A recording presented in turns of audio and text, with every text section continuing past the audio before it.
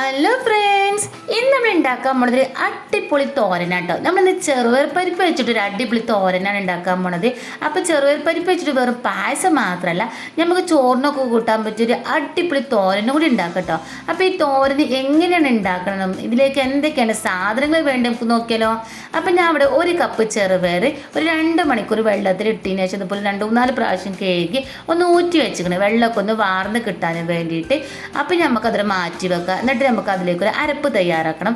അതിന് വേണ്ടിയിട്ട് ഒരു 1/4 കപ്പ് തേങ്ങ ഞാൻ അവിടെ എടുത്തിട്ടുണ്ട്. അതിലേക്ക് 2 വറ്റൽമുളകും കുറച്ച് കറിവേപ്പിൻ്റെ 2 വെളുത്തുള്ളിയും ചേർത്തിട്ട് നമുക്ക് നല്ലോണം നിന്ന് അരച്ചെടുക്കാം. അപ്പം നല്ലോണം എന്ന് പറയുമ്പോൾ വെള്ളമൊന്നും ചേർത്ത് അരക്കണ്ട, മിക്സിയിൽ ഒന്ന് ക്രഷ് ചെയ്ത് നമുക്ക് തോരനൊക്കെ വേണ്ടി അരക്കണ രൂപത്തിൽ അരച്ചാൽ മതി.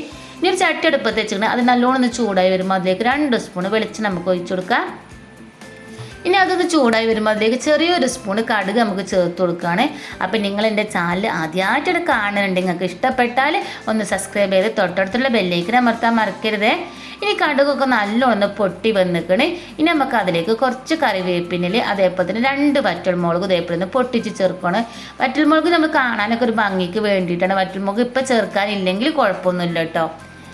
ഇനി നമുക്ക് അതിലേക്ക് ഒന്ന് ഇളക്കി കൊടുത്തതിന് ശേഷം അതിന് മൂത്തതിന് ശേഷം അതിലേക്ക് നമ്മൾ ഊറ്റി വെച്ച ചെറുപയർ പരിപ്പ് ഒന്ന് ചേർത്ത് കൊടുക്കുകയാണ്.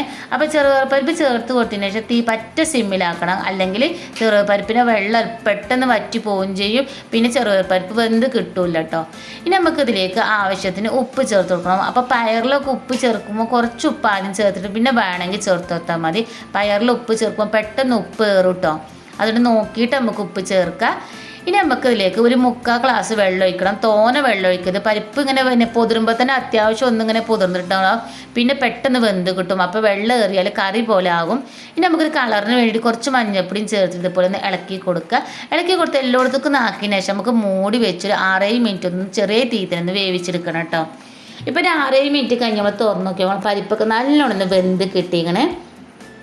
ഇനി ഇതിലേക്ക് നമ്മൾ അരച്ച് വെച്ച അരപ്പൊന്ന് ചേർത്ത് കൊടുക്കുക. എന്നിട്ട് ഇങ്ങനെ അരപ്പിൻ്റെ പച്ചമണം പോകാനും വേണ്ടിയിട്ടും ആ വെള്ളം നല്ലോണം ഒന്ന് വറ്റി കിട്ടാനും വേണ്ടിയിട്ട് നമുക്ക് ഇതേപോലെ ഒന്ന് അരപ്പ് എല്ലായിടത്തേക്കും ഒന്ന് ഇളക്കിയതിന് ശേഷം ഒരു 2 മിനിറ്റ് കൂടി തീ കുറച്ചിട്ട് തന്നെ അതൊന്ന് മൂടി വെച്ചൊന്ന് വേവിക്കുക. അപ്പോൾ നമ്മൾ അരപ്പിൻ്റെ മണമൊക്കെ ഒന്ന് പോയി കിട്ടി നല്ലൊരു സ്മെല്ല് കിട്ടും കേട്ടോ. ഇപ്പോൾ 2 മിനിറ്റ് നമ്മൾ മൂടി വെച്ച് ഇനി 2 മിനിറ്റ് കഴിഞ്ഞ് നമ്മൾ എടുത്ത് നോക്കിയപ്പോൾ നമ്മൾ അരപ്പിൻ്റെ സ്മെല്ലൊക്കെ ഒന്ന് പോയി കിട്ടി, പച്ചമണമൊക്കെ ഒന്ന് പോയി കിട്ടി എല്ലാവരും ഒന്ന് ആകർഷിക്കുന്ന രീതിയിൽ നല്ലൊരു സ്മെല്ലാണ് കേട്ടോ ഇപ്പോൾ കിട്ടുക. അപ്പോൾ നമ്മൾ തോര ഇവിടെ റെഡി ആയിക്കണേ. അപ്പോൾ എല്ലാവരും ഇത് ഉണ്ടാക്കി നോക്കുക. എന്നിട്ട് നിങ്ങൾക്ക് ഇഷ്ടപ്പെട്ടാൽ ലൈക്ക് ചെയ്യാനും ഷെയർ ചെയ്യാനും മറക്കരുത്. അതുപോലെ തന്നെ ഇന്നൊന്ന് സപ്പോർട്ട് ചെയ്യാനും മറക്കരുത്. ഇതുപോലെ കാണാനും കഴിക്കാനൊക്കെ ഒരുപാട് ടേസ്റ്റിലെ റെസിപ്പി ആയിട്ട് ഇനിയും വരാം കേട്ടോ. അപ്പോൾ എല്ലാവരും ഒന്ന് സപ്പോർട്ട് ചെയ്യാൻ മറക്കരുത്.